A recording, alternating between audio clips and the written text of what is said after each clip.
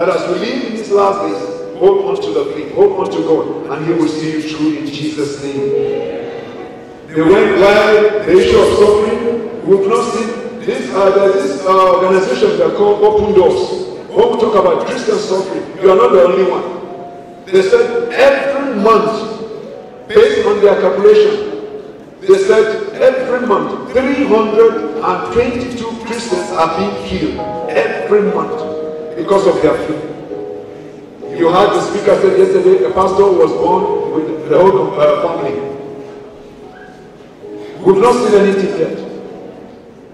Are we going to stand? As I said, Sherifu, you have the program there.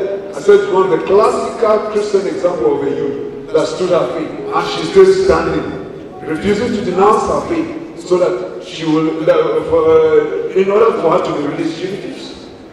How many of us will do that? Shadrach, Meshach, and Abednego said to the king, they said, "Listen, O king, our God is able to do what? To set us free from you. But not this king. Even if he will not, we will not do what? We will not harm." How many of us will do the same in this last days? I pray that God will help you, that God will cause us to look up unto Him. And another one that is very key based on our studies is the issue of the speaker. I love the word he used. He said, "Be innocent when you are passing through difficulties. Do not suffer because of the wrong thing you have done." If you are to suffer, many of us are passing through something. We deliberately, it is like use suffering that we brought upon ourselves.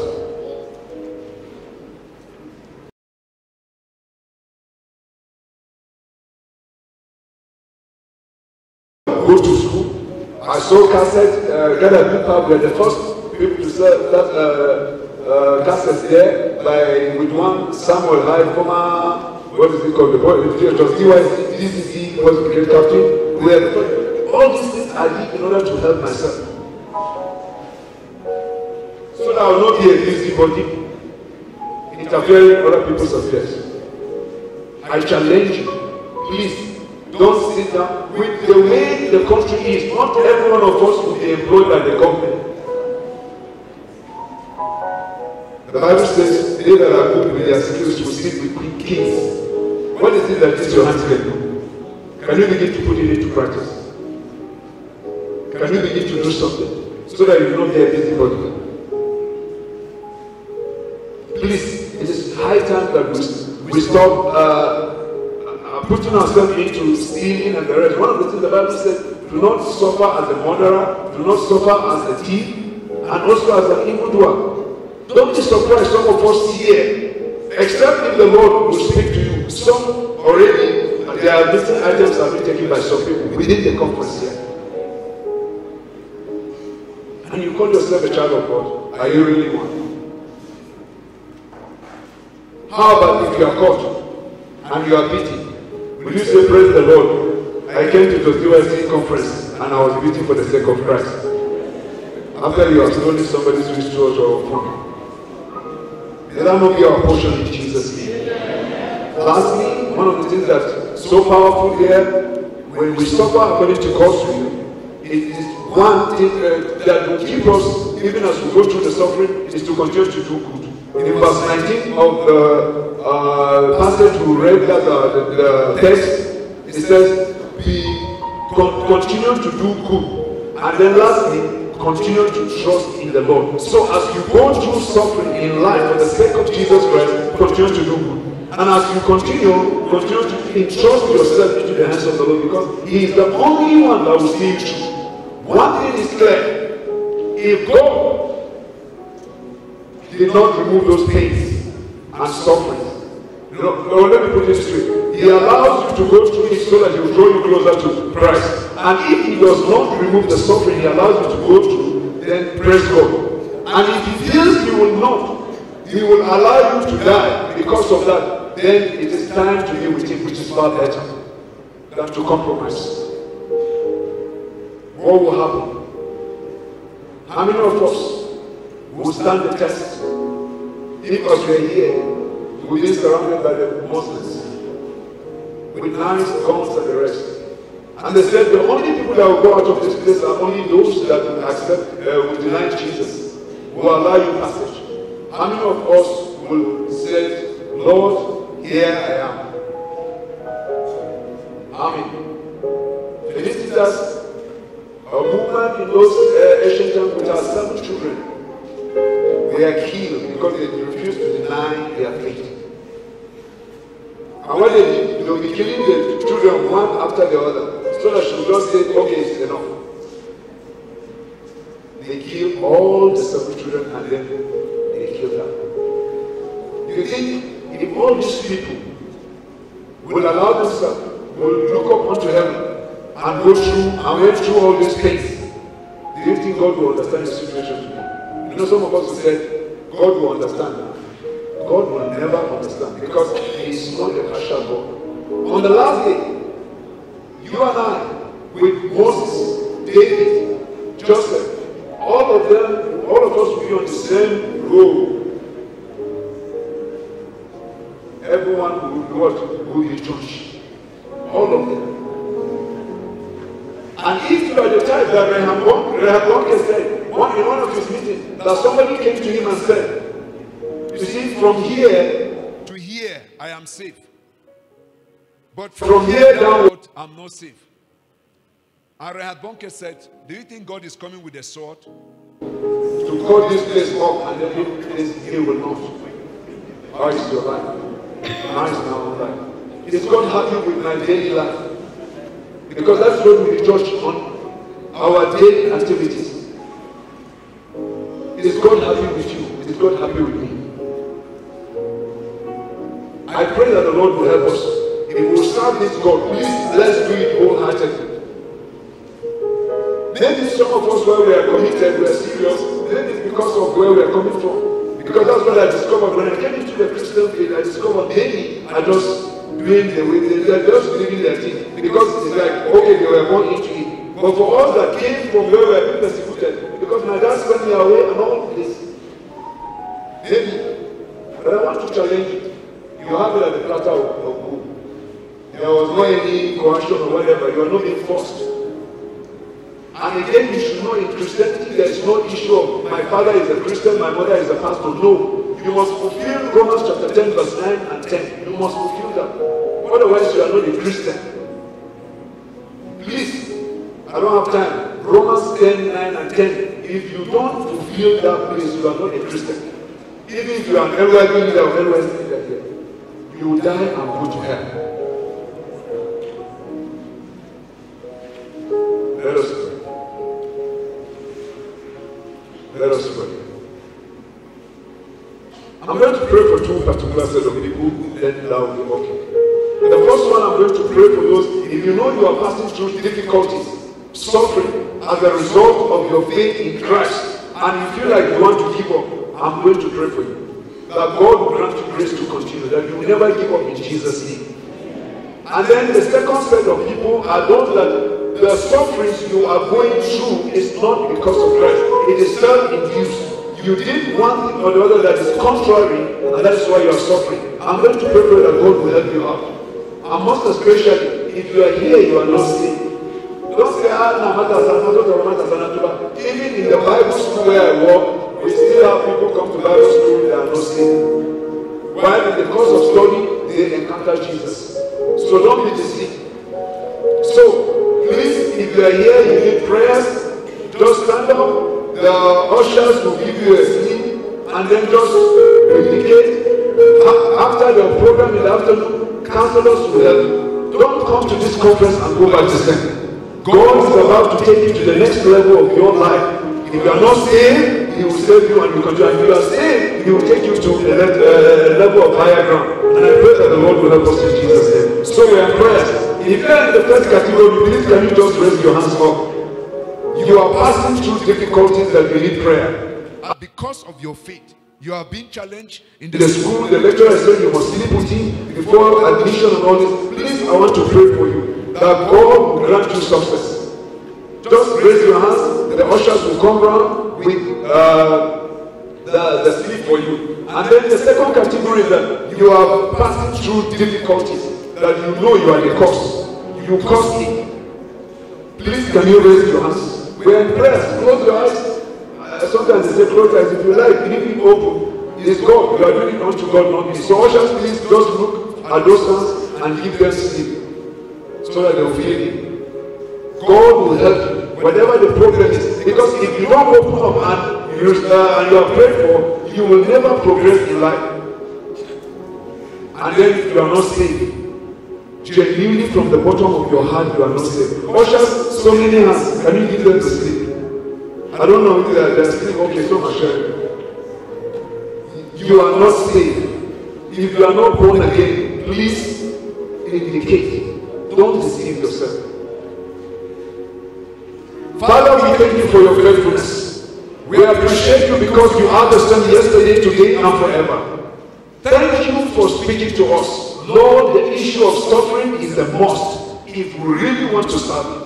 And so, Lord, my prayer this afternoon is that, Lord, you give us the grace. Give us the grace to stand firm, irrespective of what will come our way, because it is part and parcel of the calling.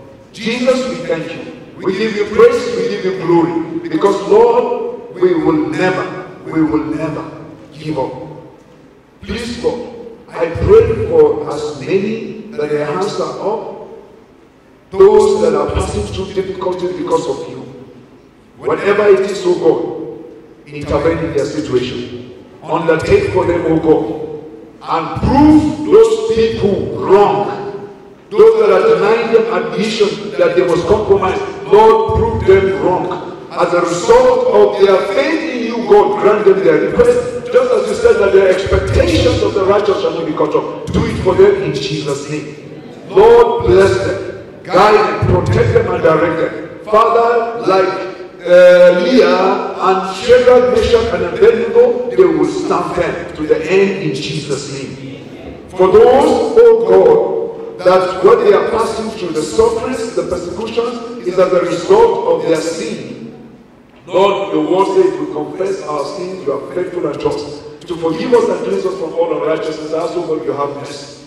Have mercy upon them in the name of Jesus Christ. Lord, and take them out from this problem, oh God. Whatever it is, as they will be cancelled letter, Lord, I pray that they will receive encouragement. That, Lord, that is not the end of life. Even if it means they have committed abortion to the point that they said they cannot conceive again, Lord, you can do a creative miracle in their lives in the name of Jesus Christ. Lord, those that are suffering because of maybe as a result of the issue of intake of tramadol and all cocaine and whatsoever, marijuana that has affected their lives, oh God, begin to give them a new leaf. From this day henceforth, in the name of Jesus Christ. Lord, I ask for your mercy. Those that are not, that are lazy, that are not doing anything, Holy Spirit, I ask, move them. Begin to cause them to do something to help themselves in the name of Jesus Christ.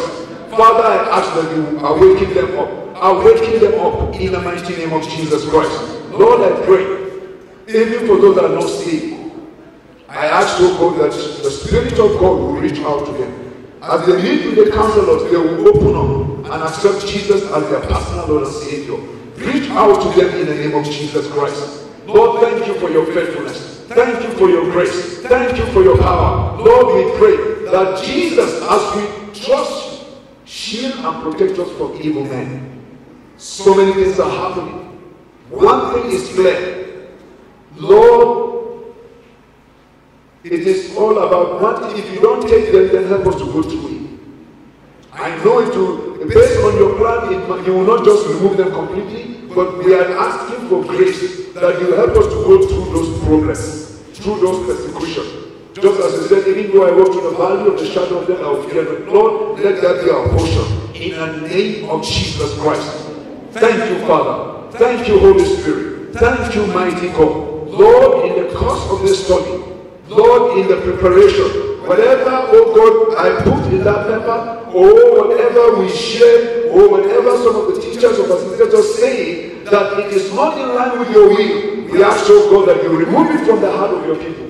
But that which is yours, give us no peace, give us no rest until we put it to practice in the name of Jesus Christ. Thank you, Father. Take all the glory. In Jesus' mighty name we have prayed. Amen.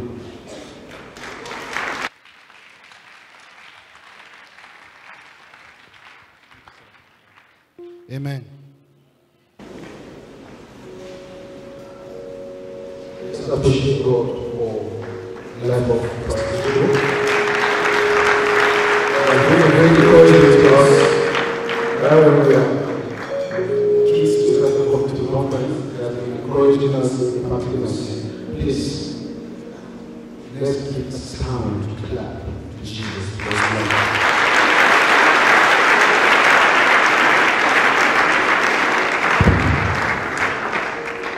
The inquiries of JOS DYC, we are digital. In regards to that, I want to beg for indulgence. We are doing live streaming presently and currently. We are on air. So I want you to behave yourself, not to perverse the aim of what we're trying to do. Those of us that are good dancers, let's be cautious of the cables that will come to dance here, so that we don't spoil the recording. I guess we wouldn't want the recording to spoil, right? Then, let's behave ourselves. Please help me welcome the Secretary of JOS DYC.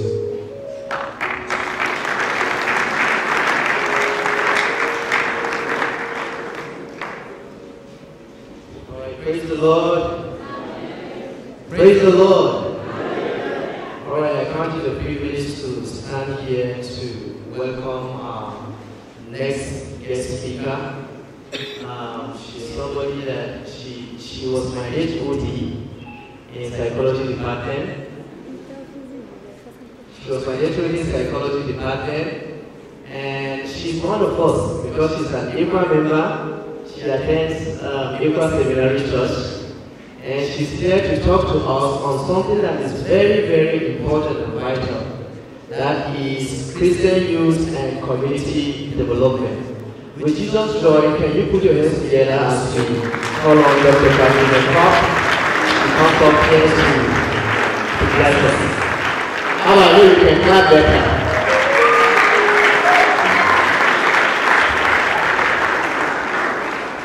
You're welcome.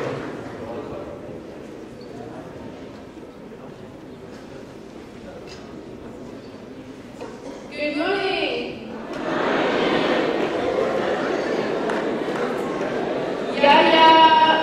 Program?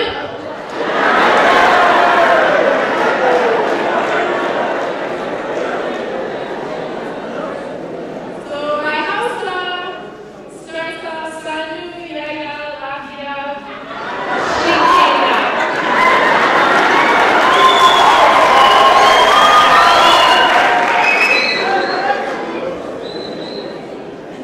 So we're going to start by reading my favorite chapter in the Bible. So if you can open your Bibles to the book of Isaiah, chapter 58.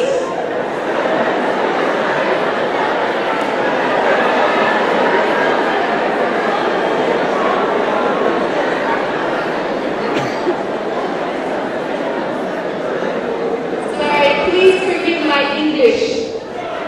I hope you can hear me. Kurugani?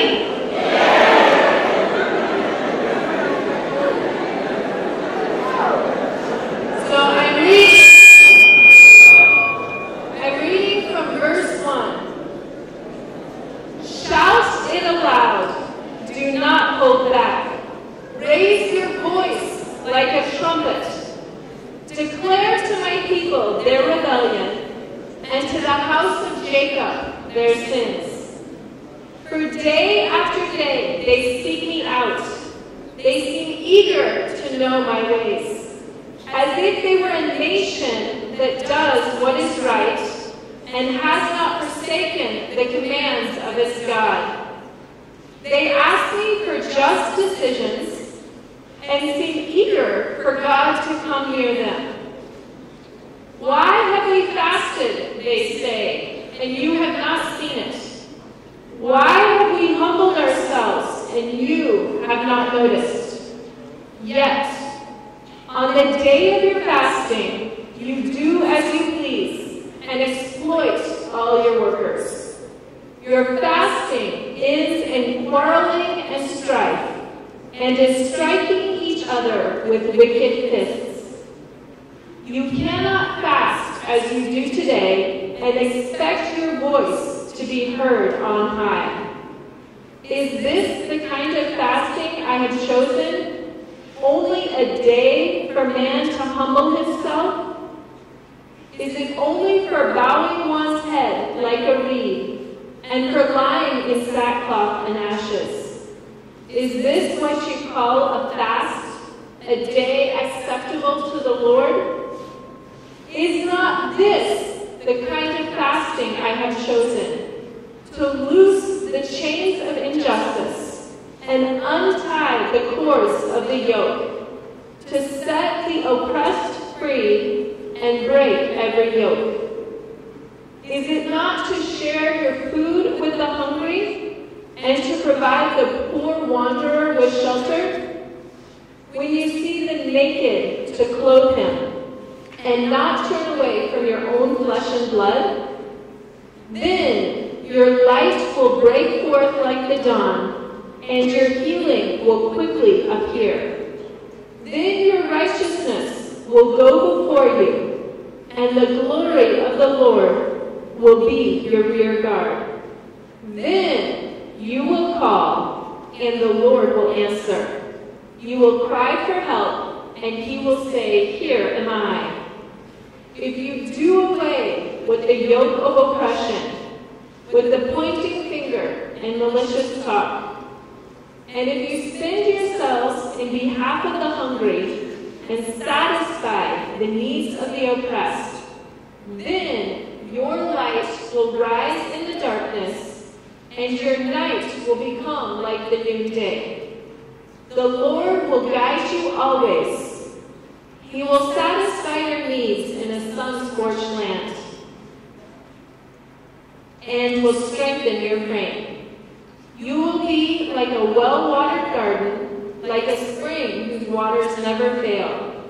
Your people will rebuild the ancient ruins and raise up the age-old foundations. You will be called the repairer of broken walls, restorer of streets with dwellings. If you keep your feet from breaking the Sabbath and from doing as you please on my holy day, if you call the Sabbath a delight and the Lord's holy day honorable, and if you honor it by not going your own way and not doing as you please or speaking idle words, then you will find your joy in the Lord, and I will cause you to ride on the heights of the land and to feast on the inheritance of your father Jacob. The mouth of the Lord has spoken. So let us pray. Lord, we thank you for this day, and we thank you for the youth convention. We thank you that you desire community development, and you work through us. And Lord, as we work through this passage and what it means to be a Christian youth and work for community development, Lord, we pray that you will give us wisdom, that you will give us insight, that you will give us creativity and character to honor you in all that we do. And we pray these things in Jesus' name. Amen. So from chapter 58, there are two key principles we can take away. The first key principle is in verse 12, where it says, "You will be called repairer of broken walls, restorer of streets with dwellings." So if we look at that verse, we see that God desires community development, repairer of broken walls, and restorer of streets with dwellings.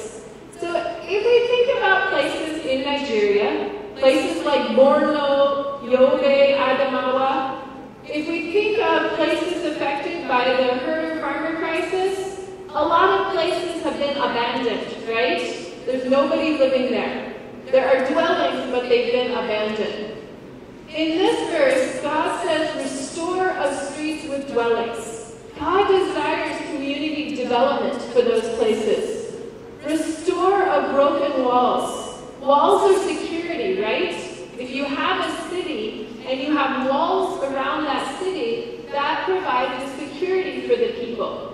You will be called repairer of broken walls. So this verse tells me that God desires community development. He wants our communities to be safe. He wants people to live there. He wants there to be joy and flourishing in our communities. But God's not going to do it himself. God doesn't say, I will come in and repair the walls. I will restore the streets with dwellings. No, God says, you will do that. You will be called repair of broken walls. You will be called the restorer of streets with dwellings. Now, God is perfect, right? Everything that God does is good and correct and excellent. So if I were God, I would say, well, I do everything well, and so I'm going to go in and bring community development. You know, if I see someone else doing something that I can do better, I try to step in and do it for them. Like, I'm very good at computers. So when I see someone doing something on the computer and they're not doing it very well, what do? I push them out of the way and say, just go, let me do it. And I'll do it, right? So if I were God, I would say, oh, let me do the community development because I can do it well. But that's not what God says. God says, you will be called repair of broken walls. And that means you. Each of us, God desires to work for community development. He's chosen us to be agents of change in our community.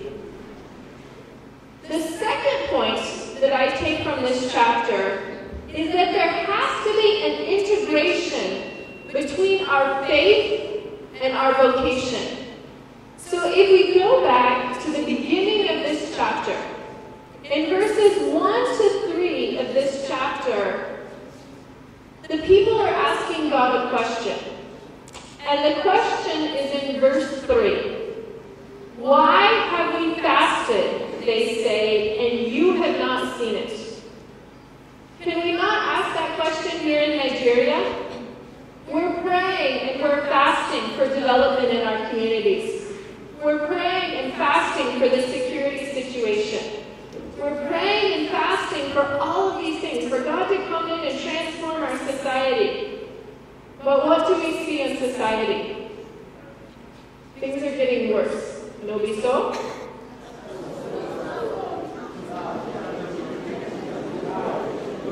So we can ask this very same question in Nigeria. Why are we fasting and you haven't seen it? Why are we praying and God is not answering our prayers? But now, verses 3 to 7 give God's answer. So if you look in the second part of verse 3, all the way through 5, it tells Israel what they're doing wrong.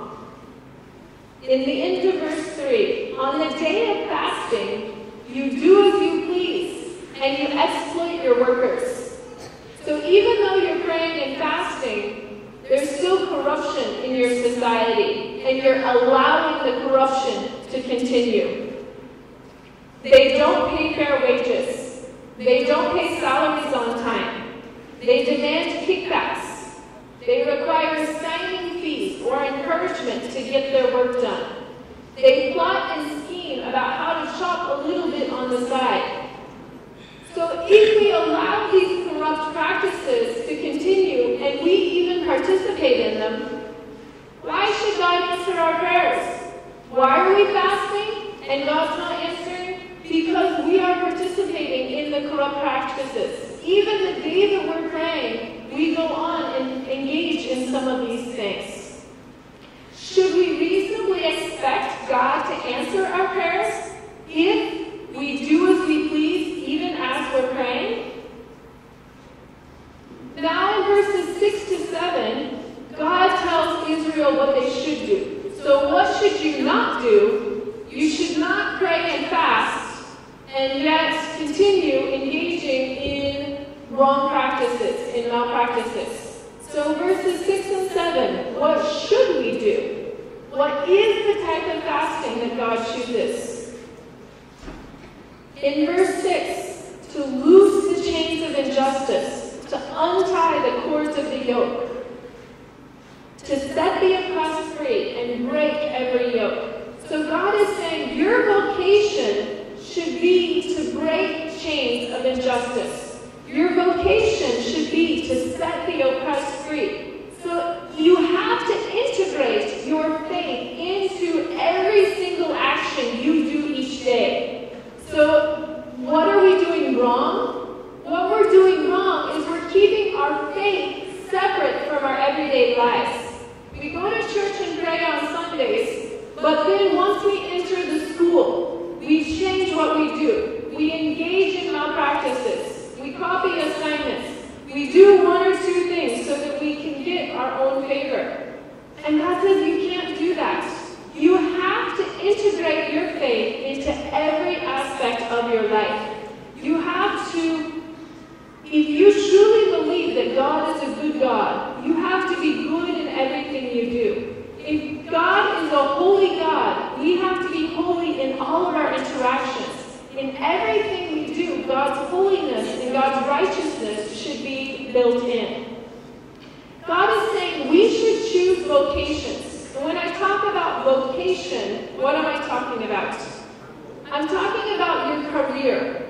Largely, your career is what you choose to do. Your vocation is what you choose to do with your life. It's most likely your job, but it includes more than just your job. It includes your family life, your community life, what you choose to do with your leisure time. All of that is encompassed in your vocation. It's close to God's calling in your life. What is God calling you to do? So in verses 6 to 7, God is saying our vocations should be to fight against injustice, to work to reduce hunger, to provide affordable and well-built housing. And when we choose those for our vocations, God gives us promises. And those promises come in verses 8 to 14. These promises are the blessings that God will give to people when we choose to integrate our faith together with our vocation, with the goal of building God's kingdom, developing our communities for God's honor and God's glory. So what does God promise us in verses 8 to 14? God promises us healing. God promises to protect us. God promises that when we pray, God will answer. God promises to guide us in admission, guide us in choosing what jobs to do, guide us in where we choose to live. Is it Plateau? Is it Gombe? Is it Borno? Is it Kaduna? Is it Lagos? God will guide us in where we should go. God will provide for all of our needs. And God promises us that our joy will be in the Lord and that we will be able to ride in triumph and victory on the heights of the land. So how well do we do this in Nigeria? How well do we integrate our faith together with our vocation? So I think in society, we see that oftentimes we're not very good at this. Oftentimes teachers will demand students to do things that aren't ethical. Even though they say they're a Christian teacher, they demand students to do malpractices. We also have civil servants in Nigeria who say that they're Christians, but they hold paperwork, they charge for greasing the wheel and other things.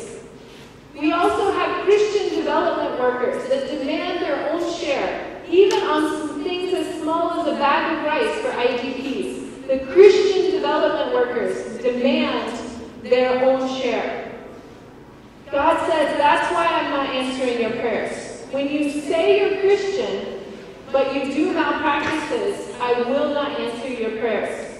But when you integrate your faith, and we're going to talk about some principles that we should incorporate in just a little bit. When you integrate your faith together with your vocation, then God will answer our prayers. God will guide us, and God will cause us to have victory in all of our endeavors. So there are two key lessons we'll take from this passage. The first is that for God to answer our prayers,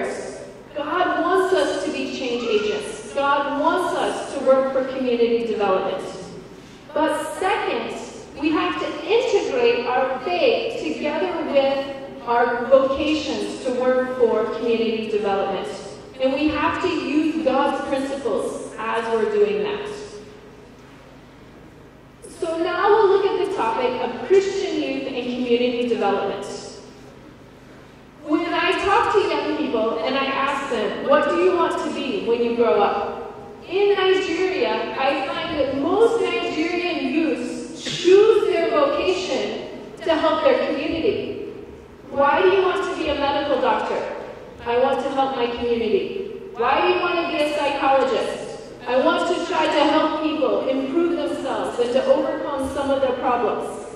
Why do you want to be a lawyer? I want to be a lawyer to help my community and to make better laws. Almost every Nigerian youth I talk to, the reason why they choose their vocation is because they want to work for community development. Even people who say, I want to make a lot of money. Why do you want to make a lot of money? So I can help my community.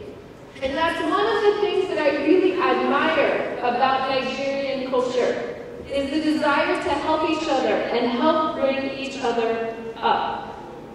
So if so many young people in Nigeria choose their vocations to help their community develop, why are our communities not developing? I think this is an important question we should ask. What's going wrong? Why does everyone choose their career, choose their job because they want to help their community, and then communities don't develop it? Communities don't develop.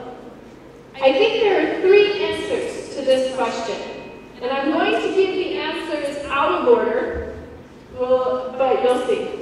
So there are three reasons why communities aren't developing, and I think if we get these three things in place, we will have more community development. The first reason why communities aren't developing is the reason that I just gave, based on chapter 58. I think we're separating our faith from our vocations. We have our faith on Sunday morning when we go to service, maybe Bible studies, but then what we talk about there is separate from our vocations, is separate from our careers. So we need to integrate the two. We need our faith to be integrated together with our vocation. What we learn in church and Bible study has to be integrated to our vocation. So that's the first point. We've already covered that one. Now my third point that we're going to talk about at the end is that development must be pursued using God's principles. We can't do development anyhow, because we want development. The means have to justify the ends. We can't say, well, I want community development, so I'll do anything to get it. No, we have to follow God's principles. And that's what we'll do at the very end. But the second reason why I think communities are not developing is because we have a wrong view of what development is. So now we're going to start off and we're going to talk about what is development. What is development? So according to the Oxford Dictionary, development is a state of growth or advancement. A state of growth or advancement. Now we're going to do a little activity, and this activity is a teaching strategy called Think, Pair, and Share. Okay? So I'm going to ask you a question, and first you have to think about it. Now when you think about something, do you talk? If you think about it, you're doing something in your brain, right? So you shouldn't be talking or only thinking. Okay? So I'm going to give you a question, and you need to think about it. No talk, think. Then we're going to pair. You're going to get with one person sitting close to you, and now you can talk. Only in the pair can you talk, not in the think. So pair, you're going to discuss with the person sitting next to you. What do you think? And then share, I'll ask maybe 2 or 3 people to share their answers with everybody. Okay, so first is what? Think. And think means no talk. Think, and then what comes next? Pair, and then share. Okay? So my question is, when you hear community development, what do you think of? We said development is defined as growing and advancing. So what is growing or advancing? Okay? So first think, I'll give you about 30 seconds to think, and then I'll tell you when to pair with someone else. Okay? So my question again, when you hear development, community development, what comes to mind? What do you think that means? Okay, so we'll spend 30 seconds thinking about that.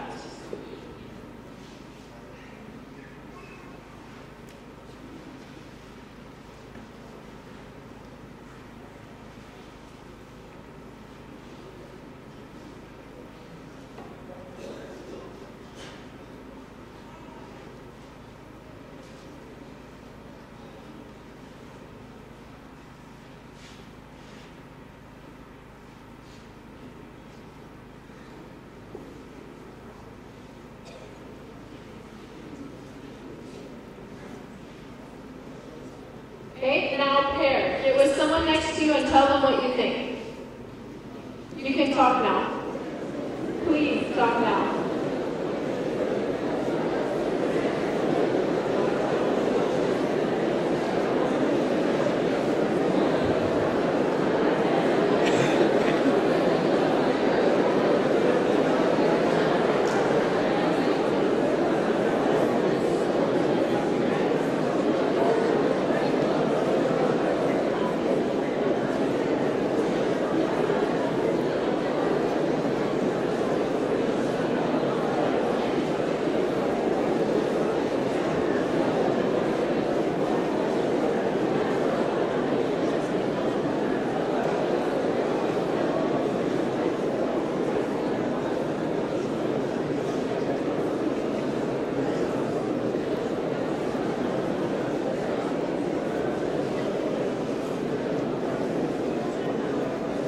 Okay, now we'll share. So can 2 or 3 people raise your hands? Hello? Hello?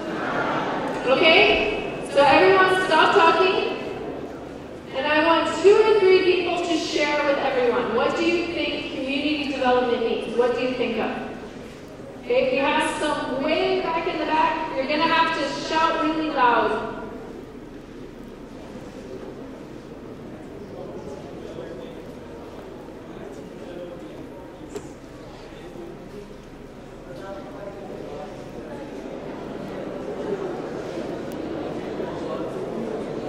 One house, please.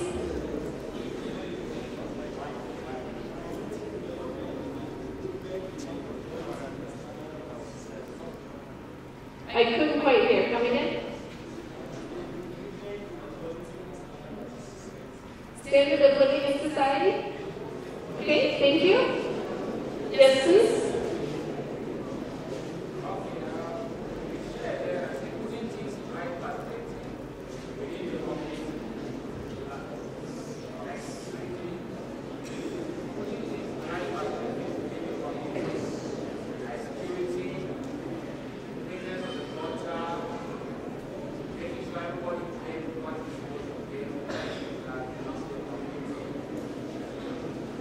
Okay, so putting everything in right perspective, including clean gutters, security, and making sure everyone gets what they need, right? Okay, one more? Yes.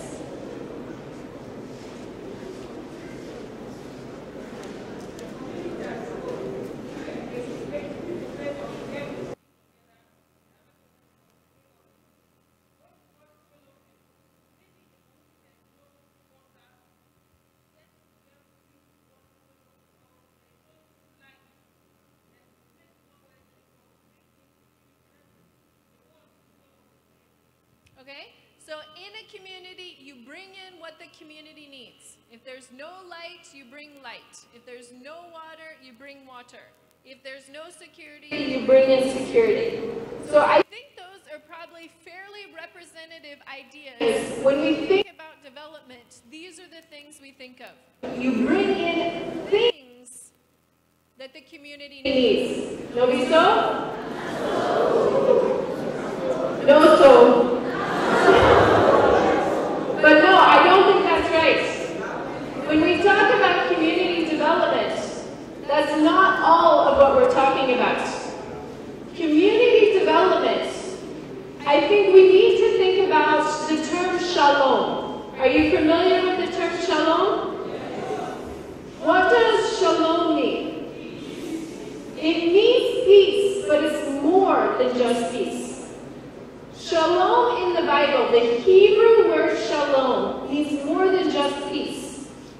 It means universal flourishing. So everyone is flourishing, everyone is thriving, everyone is the best of who they are and is contributing to society. It means wholeness. It means delight. In Genesis chapter 1, when God was creating the world, what did he say? The world was what? It was good, right? Before the fall, everything was good, all of creation was good, or it was very good. That was shalom, the state of peace and flourishing, where everyone could thrive. Shalom means integrity. It means harmony. Everything's in harmony with each other. Everything is complete. There's justice in the world. There's prosperity. Shalom means not just peace, it also means prosperity and holistic well-being. Shalom is not only about material development. When we talk about bringing food, bringing light, bringing water, bringing all those things, that's material development. And that's part of what shalom is, but it's not all of what shalom is. Shalom also means our relationship with God and our relationships with each other. Are we at peace in those relationships? Are we flourishing in those relationships? So when we talk about shalom, we can think about 4 different aspects. And development, when we're talking about community development, we need to integrate all 4 of these aspects of shalom. And I think one of the reasons why we're not developing is that we focus too much on material development. And when we focus too much on material development, then we ignore the other aspects of shalom, and it does lead to maladaption, to no development. So what are the 4 aspects of shalom? The first is physical well-being. We need to flourish physically. We need to be healthy. We need to be free of disease. We need to be well-nourished, in comfortable clothes, and in a secure, well-built house, and free from violence and danger. So community development should work to fight disease. It should work to stop hunger, to provide safe homes. And most development work is in physical development right now. But one of the problems is that we focus almost exclusively on physical development and we ignore the others. So physical development is important, but it's not the only type of development we're looking at. The second type of development we need to look at is social development. Social development is our interactions with each other.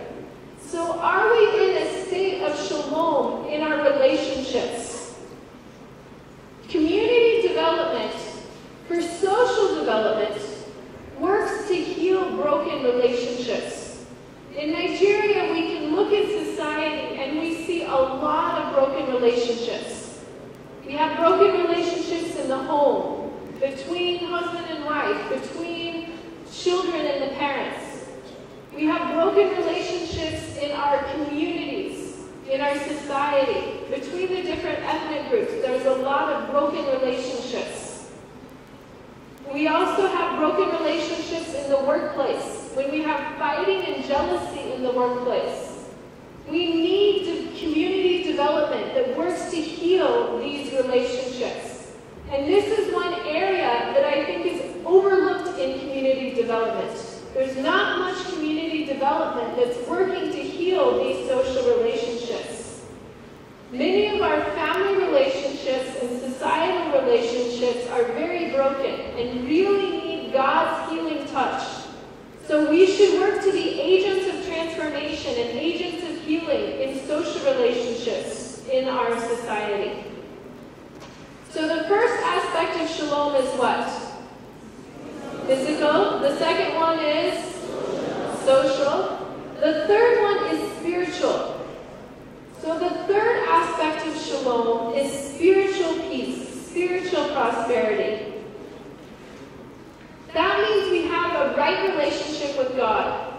Our identity is rooted in being a child of God. We know that we're loved and valued as children of God. And we show proper reverence to God by our worship and by our obedience. And again, too, I think this is the problem in our society, where we look at young people and we see that their identity is not rooted in God, but is rooted in other things, rooted in pop culture, rooted in mass media, rooted in their peer culture. We do see a lot of hope development for spiritual development in Nigeria. There are lots of churches, lots of pastors, but even in those places, I think one problem is that churches look only at the spiritual development of people and tends to ignore the social, the physical, and as we'll talk about next, the personal development of people. So when we only focus on spiritual development, it stunts growth because we're only looking at one aspect of development. The final aspect of development, the fourth one, is personal or mental development. Personal or mental development. This is when we're at peace with ourselves. We know who we are. We know what our gifts are. And we know how we can use our gifts for God's glory. This is the area that focuses on education. But it's not just vocal education. It's holistic education. Education that looks at your whole being, not just what you know, but what are your skills? What are your gifts? And how can you use them for God's glory? So the main point that I'm trying to make is that when development only looks at one aspect, only the physical or only the spiritual, we're ignoring the whole aspect of shalom, and that will result in underdevelopment.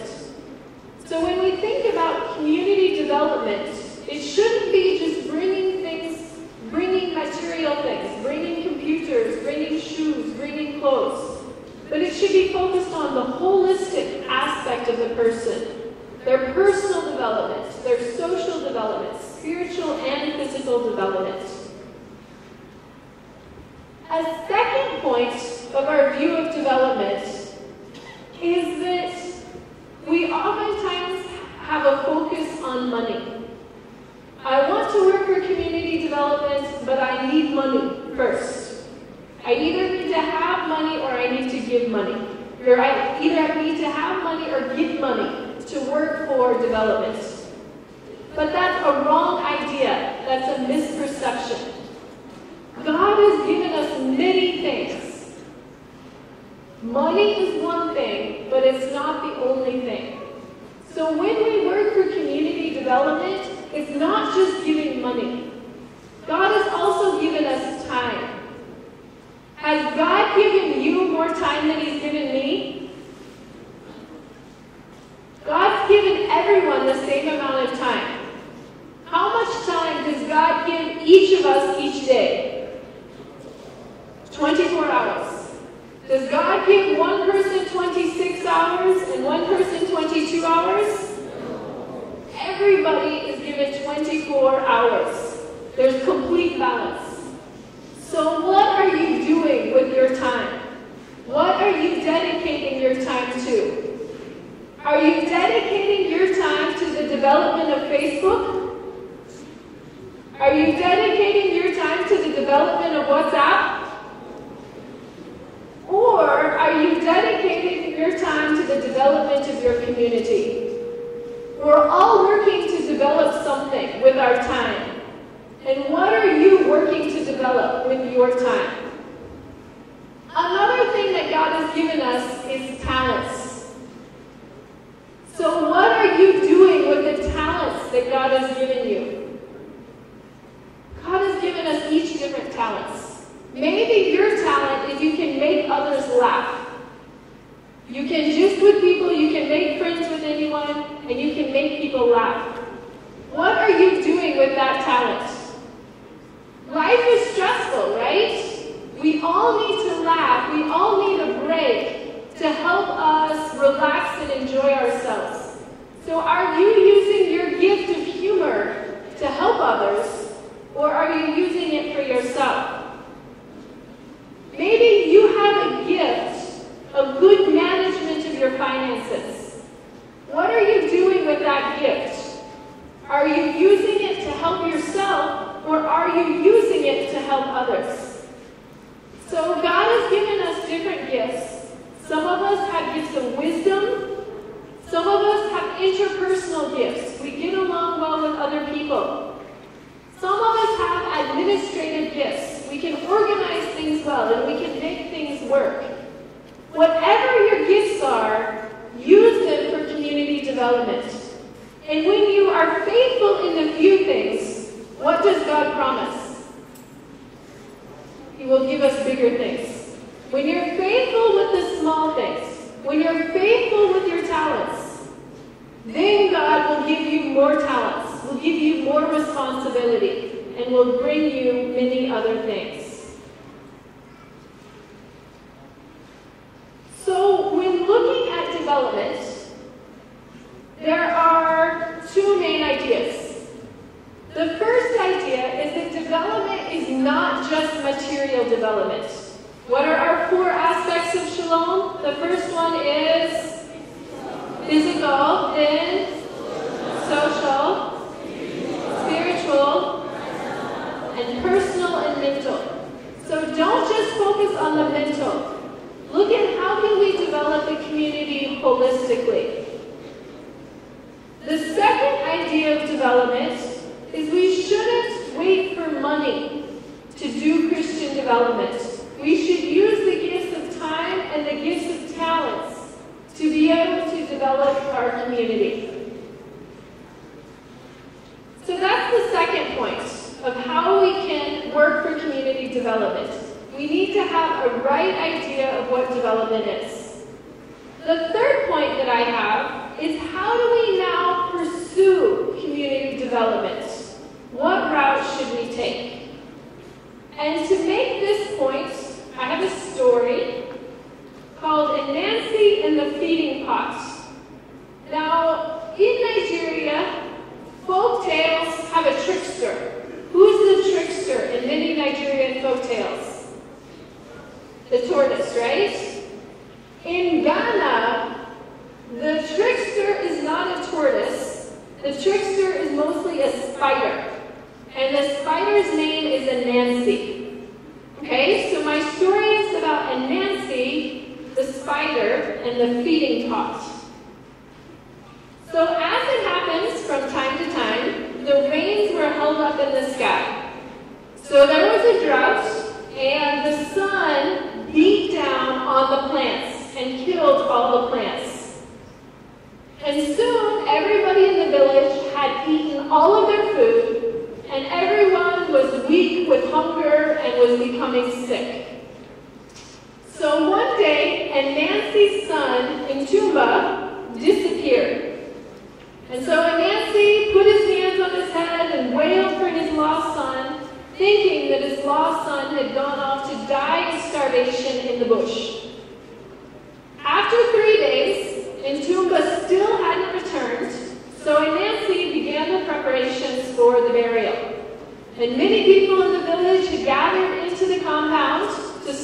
burial for Ntumba. But soon, a shout went up in the compound, because there, in the distance, was Ntumba walking toward the compound. And he was carrying one small clay pot. And everyone was standing in amazement, and Ntumba said, Ntumba, where have you been? Ntumba didn't reply, but instead he took his small clay pot and set it down on the ground, and then he began to chant, little pot, prepare a feast that is hot. Prepare a feast for this great lot. And soon, out of the pot came tables, instead of tables all around the compound. And then out of the pot came dish after dish. Fresh pounded yam, steaming bowls of a goosey soup, fish, intestines, all sorts of delicacies. Everyone in the compound began to eat, and still the food kept coming, and everyone ate until their bellies were round and full. Each day after that, Ntumba's pot prepared enough food for the entire village to eat their fill. So of course, Ntumba became a hero in the village. He was well regarded, well respected. He was even, as a young man, invited to sit on the council of elders. And Nancy, the father, became very jealous, because here his son was getting all of the honors, and he was being ignored. So Nancy began peppering Ntumba with questions. Where did you get this pot? Where did you go? Tell me, my son, where did you get these things? And at first, Ntumba refused to answer. But after his father kept asking, finally Ntumba promised to tell him what had happened if he would keep a secret. And so then Ntumba began his story of how he got this small pot. He said that one morning he was so hungry that he decided he was going to go into the forest to try to find some food. And so he wandered into the dark forest, and then after he'd been walking and couldn't find any food, he saw a cave. So he decided to go into the cave and sit down and rest for a little bit. As soon as he sat down in the cave, he heard a voice of an old woman. And at first he was very frightened, but he greeted the old woman kindly, and he found that the old woman was rather strange, but she was kind. And so Ntumba proceeded to serve the old woman for 2 days. First, the old woman sent Ntumba out in the garden and said, go pick some yams. There will be some yams that call out to you to be picked, but don't pick those. Only pick the yams that say, please, don't pick me. So Ntumba went out to the garden, and all of the large, well-ripe, strong yams, they all were saying, pick me, pick me, pick me. It was only the small, shriveled yams that said, please, I beg, no pico.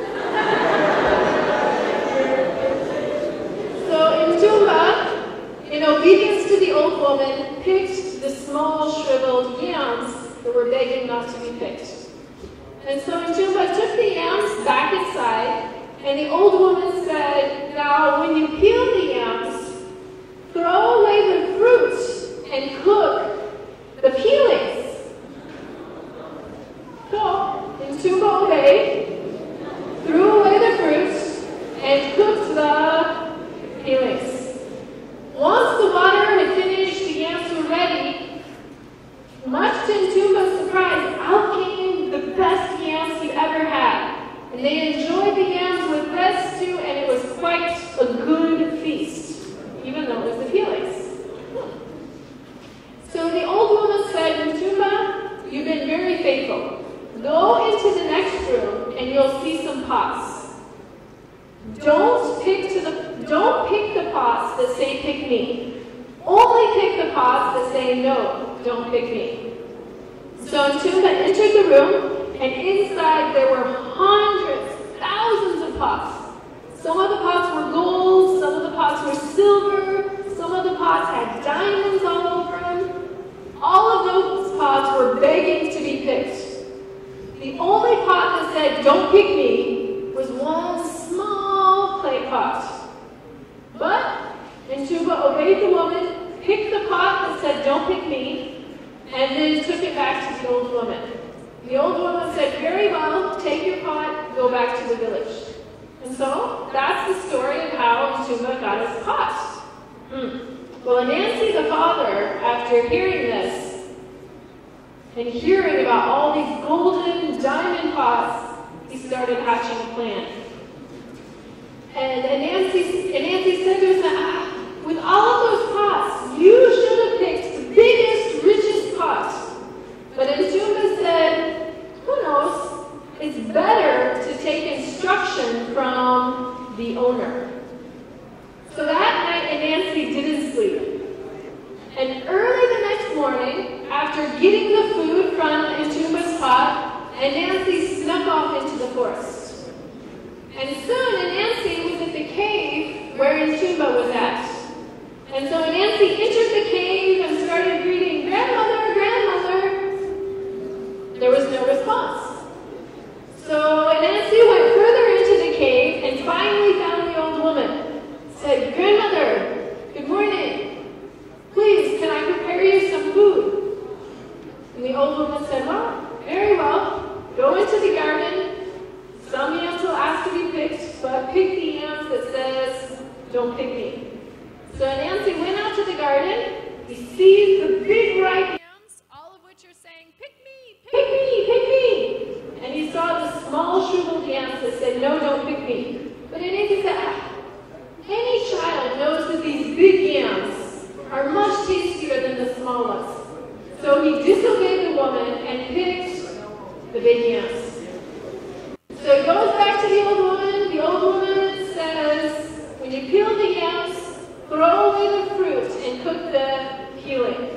And I say, crazy old woman. She doesn't know what she's talking about.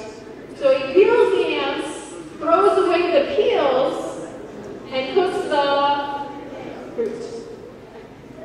When the pot finished boiling, he poured out the water, only to find gravel in the pot. There were no yams, only stones in the pot.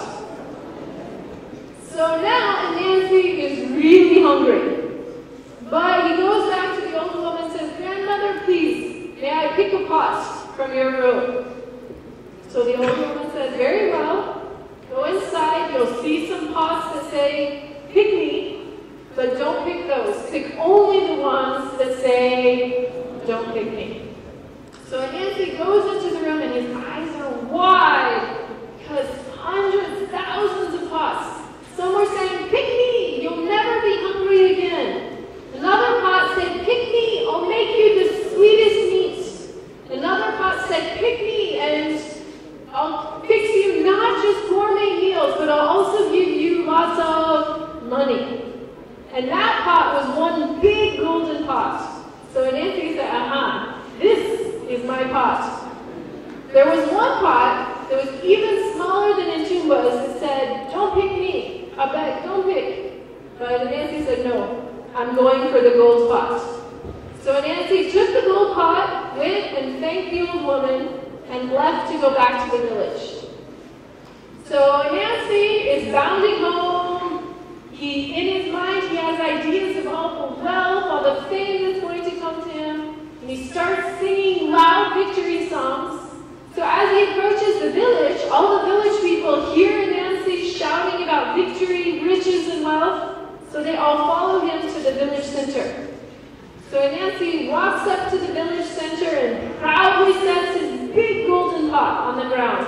And all the village people are standing around watching him, waiting him to see what happens. So Nancy says, "Pot, I command a feast for the entire village." And the pot started to shake, started to froth on the top. You could see things swirl. Then all of a sudden there was a flash of light. And then out of the pot started crawling bugs, creepy crawly snakes, scorpions, all sorts of terrible things. And then in the distance, you could hear the voice of the old woman. Eat your greed, Anansi. Eat your jealousy and your envy. You could have asked for rain or animals for the hunt. Now eat your disobedience. And then all of the village people started looking for Anansi so that they could punish him for dishonoring them. But Anansi the spider had climbed into the dark corner of the room and was hiding behind in his shame in his web. So that's Anansi and the feeding pot. So what can we learn from that story?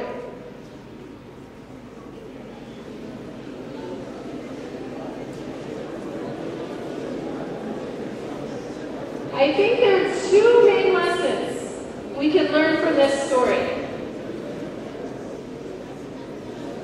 From this story, how did the sun bring development to the community? By obedience, right? Even though it seemed like strange advice. Throw away the fruit, cook the peels, but yet it worked, right? Don't pick the big rich pots, but pick the small clay pot. It seems foolish, right? But it worked. It brought good development for the community. How about Anansi? First of all, why did Anansi pursue community development? Did he really want his community to succeed? What did he want? He wanted fame for himself, right? And I think my favorite line in that story is what Ntumba said. Better to take instruction from the owner. And that is the line that should guide us when we are seeking community development. We want development to come to our communities, but we need to seek advice from the owner. And who is the owner of this earth? God is the owner, so we need to take instruction from God. When we're working to develop our communities, we need to know, what does God want us to do to develop our communities? It's better to take instruction from the owner. So I'd like us to read Exodus chapter 2, verses 11 to 15. Exodus 2. How's my pronunciation? Better than Isaiah? Exodus chapter 2, verses 11 to 15. Here we're going to see Moses was working for community development.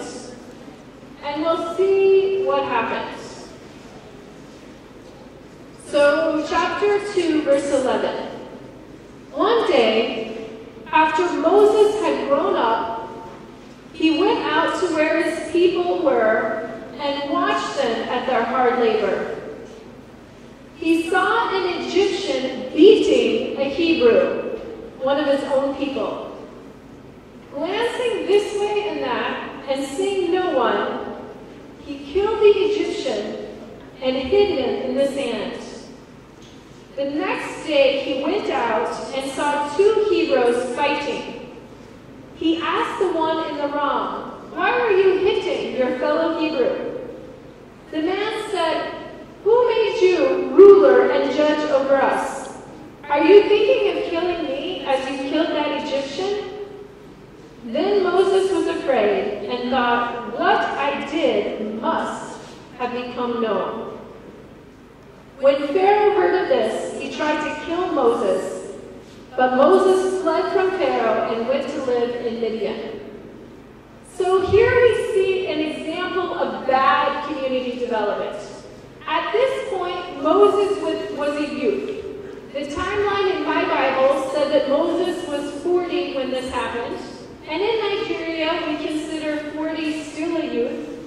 But Moses' main ministry didn't start until he was 80 years old and continued to 120. So he this passage. So Moses tried to do community development. Why did he kill the Egyptian? He did it to help his people. But he helped his people in the wrong way. And then what was the outcome? The outcome, number one, was more punishment and persecution for the Hebrews. Number two, Moses was separated from the very community he was trying to develop. And he had to flee into the bush, and he lived there for about 40 years. So one of my main assumptions is that we all want to work for community development. That's a desire of all of us. So the question is not, will we work for community development? The question is how. How will we work for community development? And the answer is that development must be pursued using God's principles. And so, what are God's principles?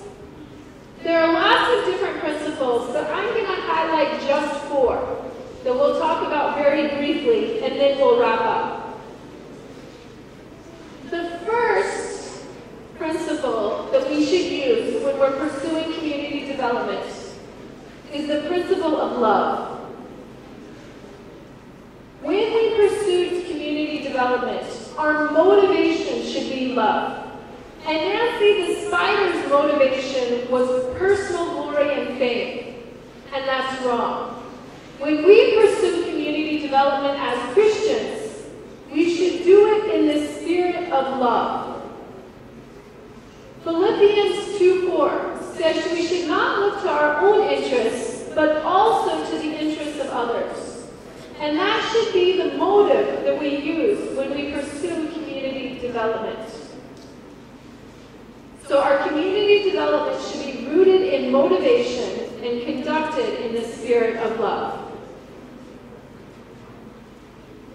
A second principle is the principle of integrity. And we see that in 2 Corinthians chapter 8, verses 16 to 21.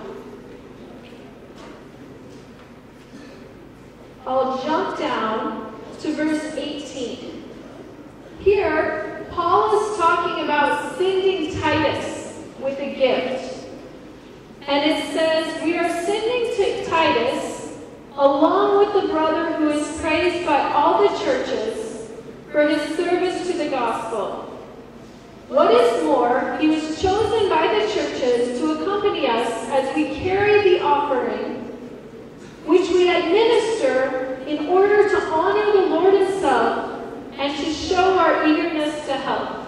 Now here's the key verse, verse 20. We want to avoid any criticism of the way we administer this liberal gift. For we are taking pains to do what is right, not only in the eyes of the Lord, but also in the eyes of men. So when we're working for community development, integrity has to be a key principle that we follow. We should make every effort to do what is right, not only in God's eyes, but also the eyes of men. We need to be accountable to people. If a financial gift comes in, we need to be perfectly honest and transparent in where that gift goes. We have to do everything with integrity. In one of my classes at ECWA JOS, I teach children's literature in early childhood education. And so we were talking about how can we raise money to get books for our classrooms. And so I asked the question, if someone gave you, say, 30,000 naira to spend on books for your library at school, can you use part of that money, part of that 30,000 naira as transportation costs? Someone gave you a gift of 30,000 naira for library books. Can you use that money to pay for transportation and even feeding? 4 principles of integrity. We have to do what if the money was given for books, it has to go for books. If you write a letter and say, I want to develop a library for my classroom, if you give money, part of the money will be for books, part of the money will be for transportation. If you're perfectly clear at the beginning that some of the money will go for transportation, no, pas use it for transportation. But if you say the money is for books, the money has to go for books. So, second principle is the principle of integrity. The third principle is the principle of fairness. We have to be completely fair when we're doing community development. In Acts chapter 6, we have the story of conflict in the Christian community. In chapter 6, it talks about how there was food for the widows. But there were complaints because the Hebrew widows were getting more food than the Greek widows. And this is why the church started using deacons, because the deacons were then used to be able to make sure that the food was distributed fairly. And I think in Nigeria we have the same problem, right? The problem of ethnicity. Greek Jews and Hebrew Jews were different ethnic groups. One ethnic group was getting all of the food stuff, the other ethnic group was not. When we're working for community development, we have to be completely fair. Whether a person is rich or poor, whether they're from this ethnic group or that ethnic group, whether they're from this denomination or this denomination, we have to be perfectly fair in who we work for community development. The fourth key principle is the principle of excellence. We have to be excellent in everything we do. God was excellent in creation. God created the earth and saw it was good. Even Jesus was excellent in everything that he did. Oftentimes the crowds would look in amazement at Jesus because of how excellent his work was. And so when we're pursuing community development, excellence needs to be one of our main goals. Okay, so the 4 principles of community development, what's the first one? Love. The second one? Integrity. The third one? And the fourth one? Thank you. Now I'm going to conclude with 3 testimonies of youth who worked for community development. 3 Christian youth who worked for community development. The first one is named John Perkins, and he's from my own country, from the U.S. And you know, my country has a history of racism, where black people were denied rights, they were denied schooling, denied even using the same facilities that white people were able to use. And the racism was particularly bad in the Deep South. So it's in the southern part of the U.S. that the racism was really bad. People would be lynched just for being black. It means being hung on a tree. So John Perkins was born in the Deep South. His mother died when he was 7 months old from starvation, and his father abandoned him. And so he was raised by his grandmother. His schooling, he only finished primary 3, and then he dropped out of school. When he was a teenager, he saw his own brother being shot and killed by a police officer only because he was black. So the family sent John Perkins out of the South to the state of California. And racism wasn't as bad in California, and so John Perkins was able to make it.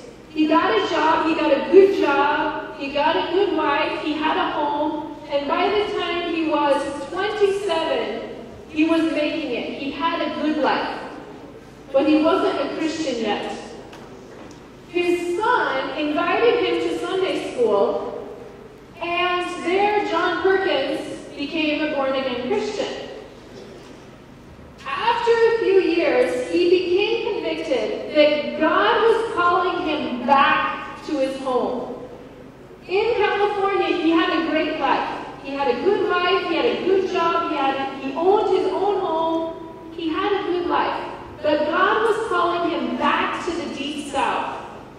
And so by age 30, so he's still a youth, he moved back to his home state where racism still was really bad. And he started a church there. He was working for spiritual development. But then as he was working in the church, he realized that the gospel of Jesus Christ is not just for spiritual needs, but it's also for more holistic needs. And so he became involved in a lot of social justice in the community. They started an early childhood education center to help the education of the young children. They built health clinics.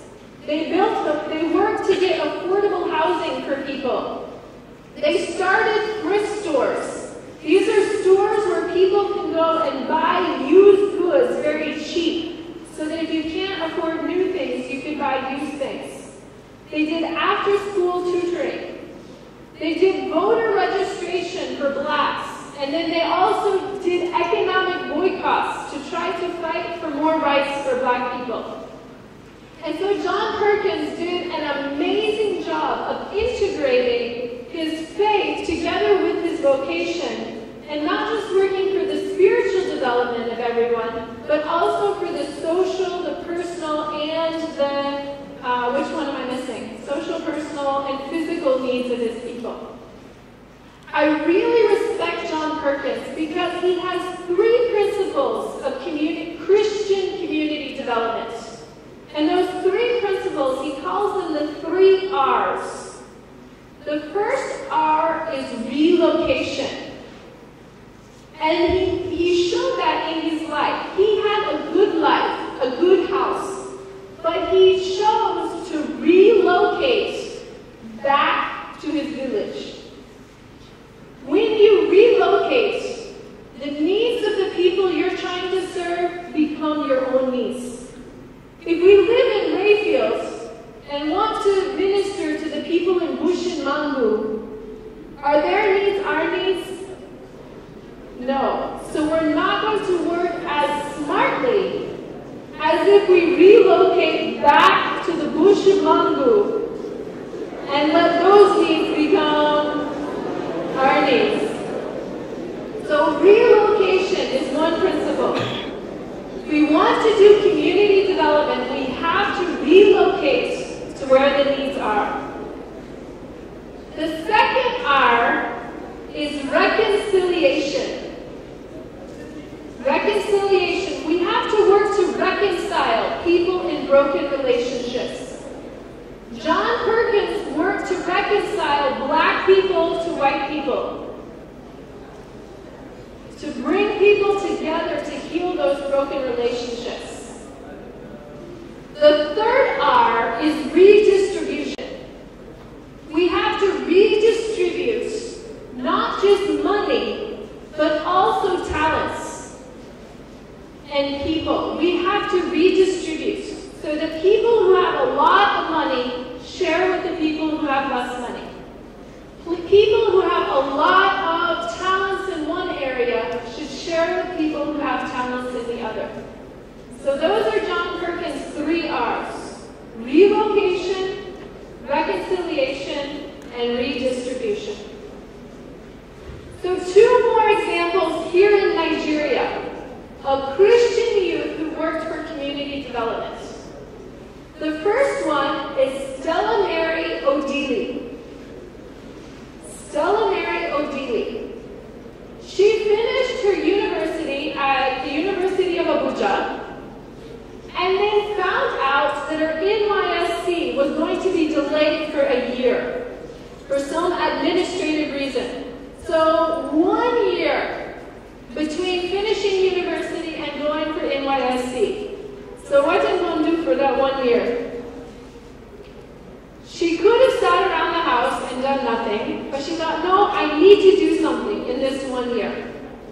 So even though she had a university degree, she saw the woman who was making akara outside the university gate.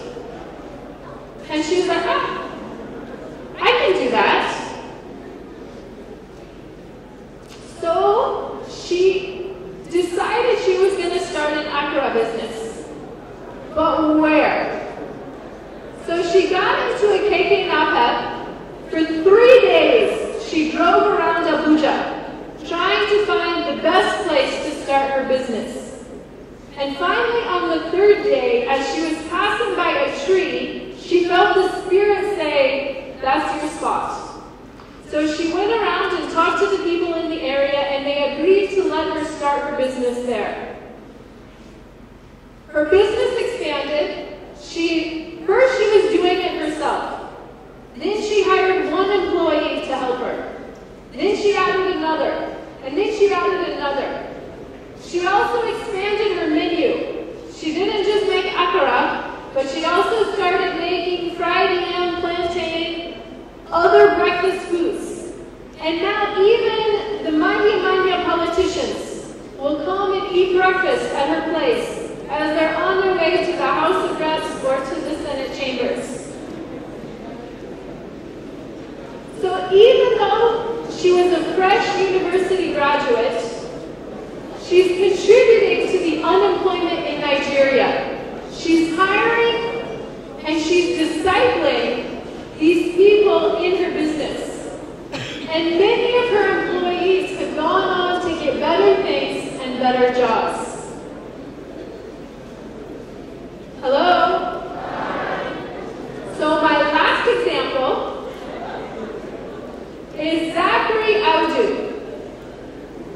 In his final year of university, Zachary decided he wanted to help unemployment and also to provide scholarships for young people. So he started a farm. He started a farm with 500 chickens. But he didn't know anything about farming, and so he lost all of those chickens. But he decided to try again. And he tried again with a new batch of chickens. And today he has a farm with 3,500 chickens. He has 16 employees, and he uses the profits from his farm to pay scholarships, to pay for food stuff, and to do conferences to help young people develop their gifts and talents.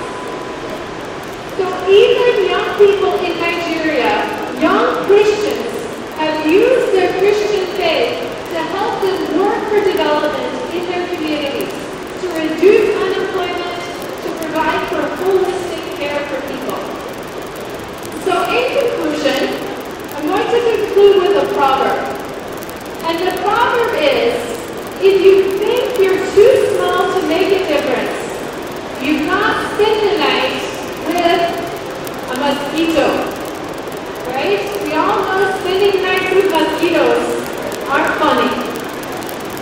Small things like a mosquito can make a big impact. You too, even though you might think you're just small, you still can make an impact. God has given you time. God has given you talents. And God has given you connections to be able to use to bring development in your community. So God has given you these gifts and abilities, not just for your own benefit, but for the benefit of God's kingdom. God desires you to be called repairer of streets with dwellings, the repairer of broken walls. And when we follow God's principles, we can bring good development to our communities that ultimately will bring honor and glory to God by bringing shalom to our entire communities. So thank you very much for your attention.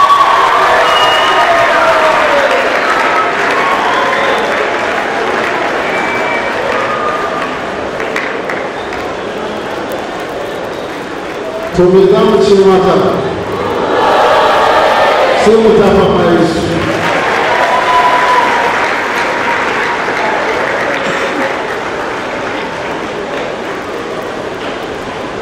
I'd like to invite Mrs. Lani Chinke from National Blood Transfusion, not Transfusion Commission, Transfusion Commission.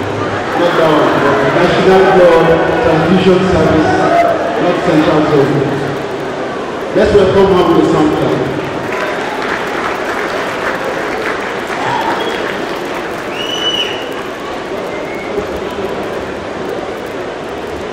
Hello. Great Nigerian youth. Greatest Nigerian youth.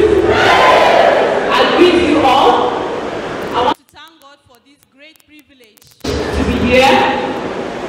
And particularly, I thank God for being a part of this lecture.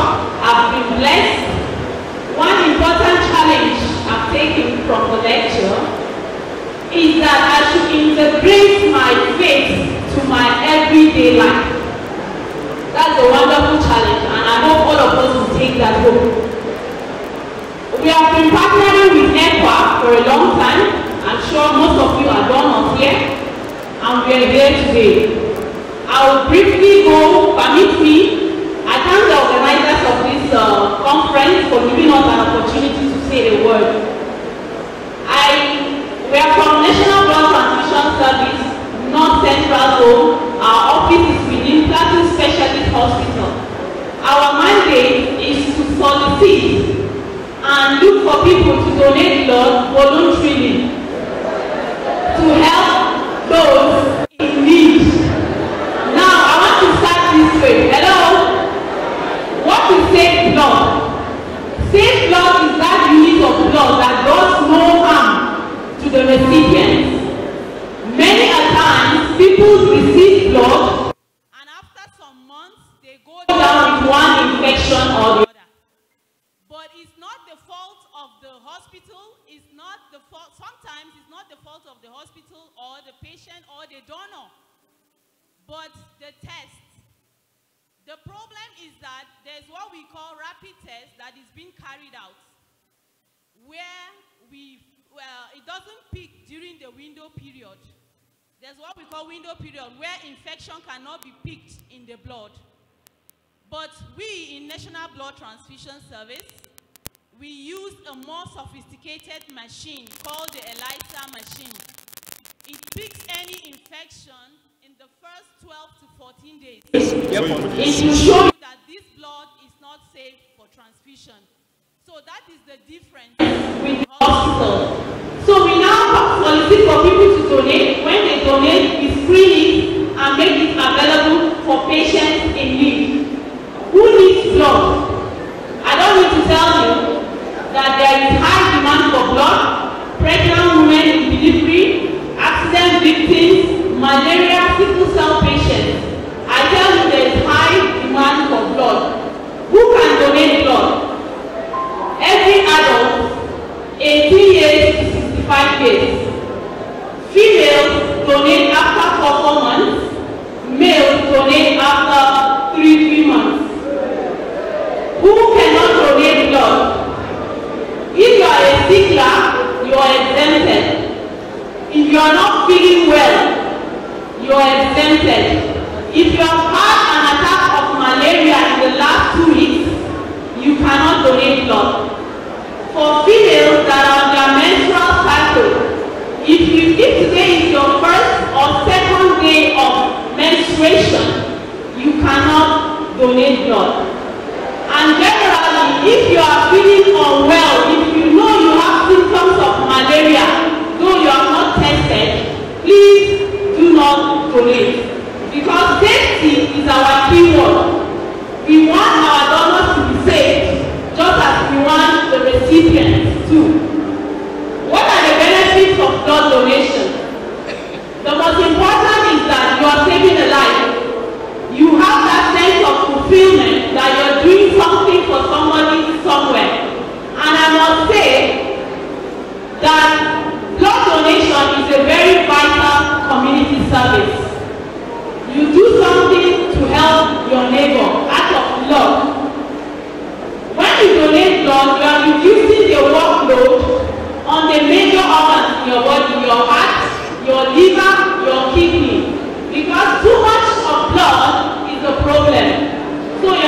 reducing workload on your major organs. When you donate blood, it reduces the chances of you having cancer. It burns down calories in your body. So for those of us that have the tendency of getting too fat or too heavy, please donate blood regularly. And I assure you, you will not get that. When you donate blood, you get a free check. Because on a normal day, we find it difficult to go to the hospital to check our blood pressure, to check other things. But if you are a regular donor, you don't need to go to the hospital.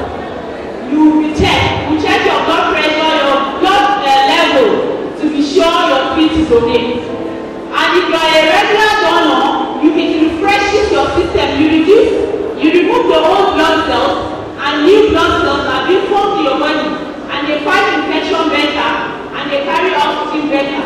So I tell you that your system will be refreshed all the time. And one important benefit is that, as a donor, I don't know if they are giving something, a flyer here, to be displayed so that all of us will see. I don't have enough.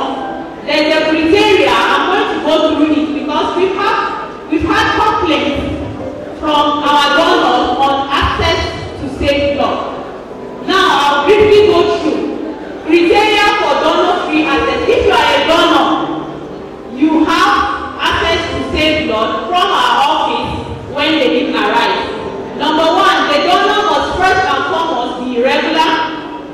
A donor can access up to the number of times he or she has donated to the NBTS. A donor can access only 1 unit for each of his first degree relatives, age less than 18 or above 65. All requests for blood must be from a hospital with complete information.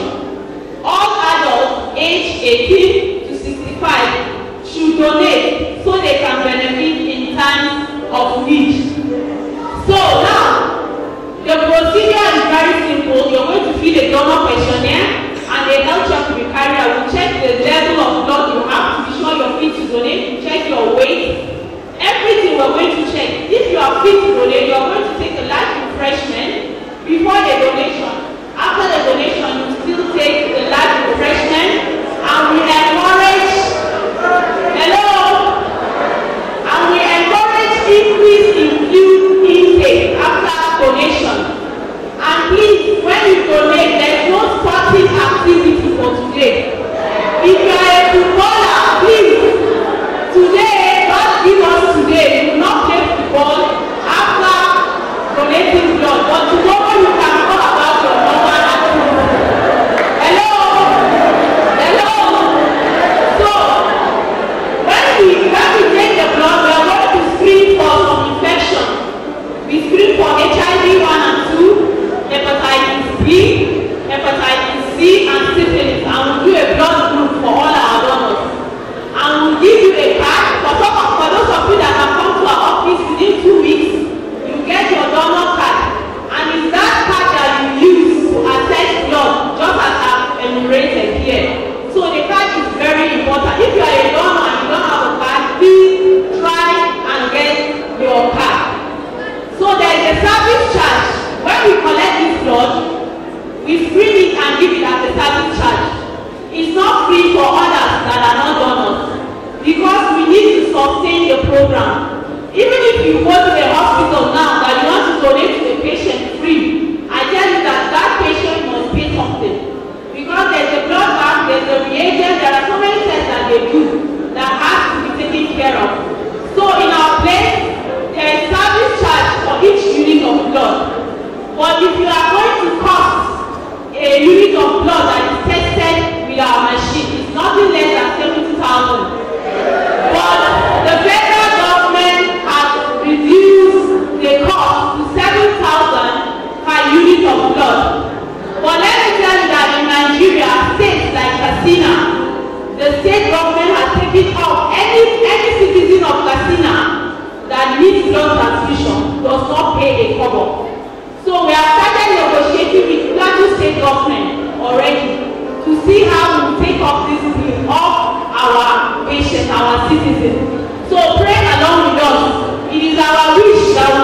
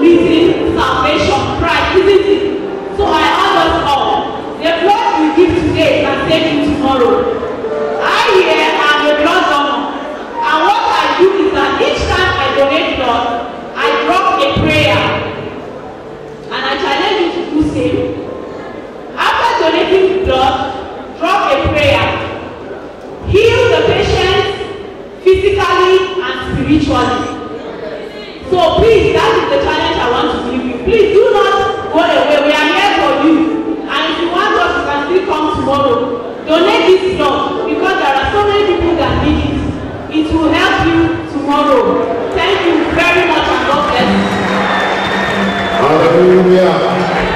Hallelujah. The Lord is good. The Lord is good.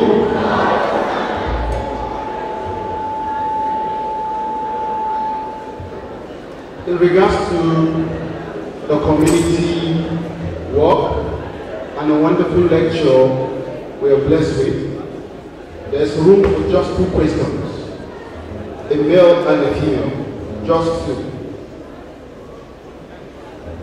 So that our sister can quickly respond to the question. If you have, just 2. 1. 2. We don't? Alright, thank you very much. God bless you for your questions. So, let us clap ourselves. That means we understood her 100%. I would like to invite the secretary for announcement.